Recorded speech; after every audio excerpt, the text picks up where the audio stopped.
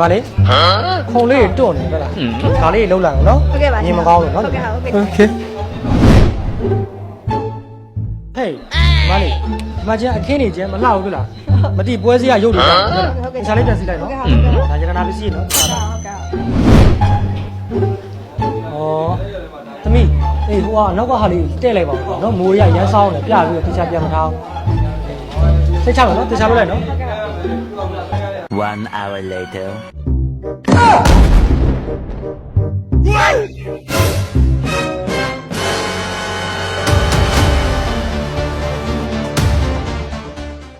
ကဲညီမ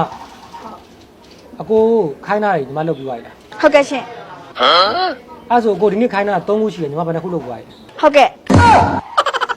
မဟုတ်ကိုပြပြမယ်နော်အကိုတို့ကုမ္ပဏီမှာအထက်လူကြီးကခိုင်းလို့ရှိရင်ဟုတ်ကဲ့ဆိုပြီးတော့တခါတည်းတွေ့မသိမ်းလဲလောက်တာကိုပဲကိုတို့ကညီမတို့ဂျီထဲမှာရေးပေးထားတယ် ဟုတ်ကဲ့ရှင်ဟုတ် အဲ့ဒါညီမသိရနော် ဟုတ်ကဲ့ရှင် အေးအဲ့ဆိုလို့ရှိရင်ဘာလို့မလုပ်တာလဲ ဟုတ်ကဲ့ရှင်ဟုတ် အဲ့ဟုတ်ကဲ့ခဏမပြောနဲ့လို့ ဟုတ်ကဲ့ဟုတ်